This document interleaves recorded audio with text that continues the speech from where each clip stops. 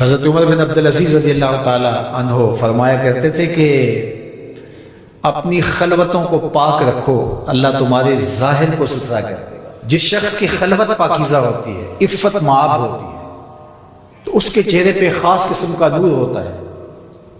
جو راتوں کی تنہائیوں میں اٹھ کے عبادت کرتا ہے اور اللہ کے حضور وہ الہا و زاری کرتا ہے، تو دن چڑھے اس کے چہرے کے اوپر اللہ تعالیٰ ایک خاص نور پیدا کرتا ہے، جس سے لوگوں کو سرور ملتا ہے اور لوگوں کے دل میں اس کے لیے محبت پیدا ہوتی ہے۔ اور جو تنہائیوں میں جرم کرتا ہے، گناہ کرتا ہے، اور لوگوں کی نظر میں کوئی ایسی چیز ہوتی بھی نہیں ہے، تو لوگوں کے دل میں اس کے لیے نفرت پیدا کر دی جاتی ہے، لوگ اس سے دور ہٹنا شروع ہو جاتے ہیں۔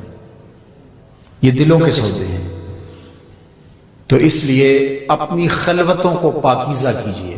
حضرت عبداللہ بن عمر رضی اللہ تعالیٰ عنہ اپنے دوستوں کے ساتھ کھانا کھانے میں مصروف تھے، باہر پہاڑوں میں۔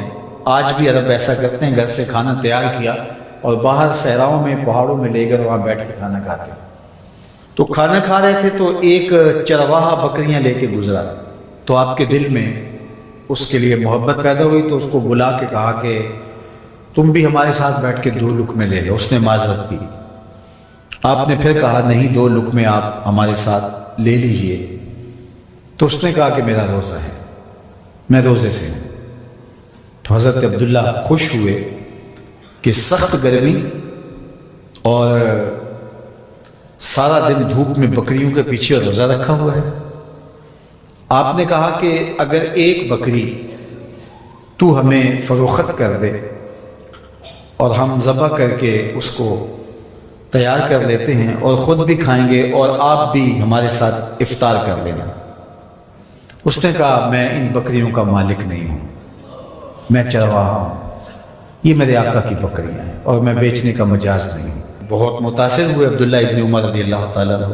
آپ نے اس کو مزید آزمانے کے لیے کہا کہ تو اپنے آقا سے کہہ دینا کہ بھیڑیا بکری اٹھا کے لے گیا تھا، تو ایک بکری ہمیں دے دے۔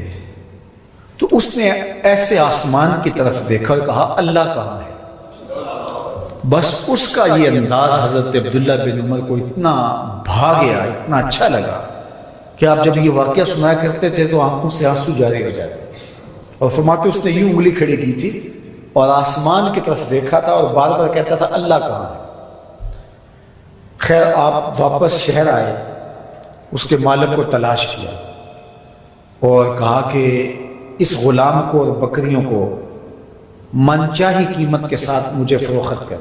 اس نے بکریاں اور غلام دونوں بیچ دیے۔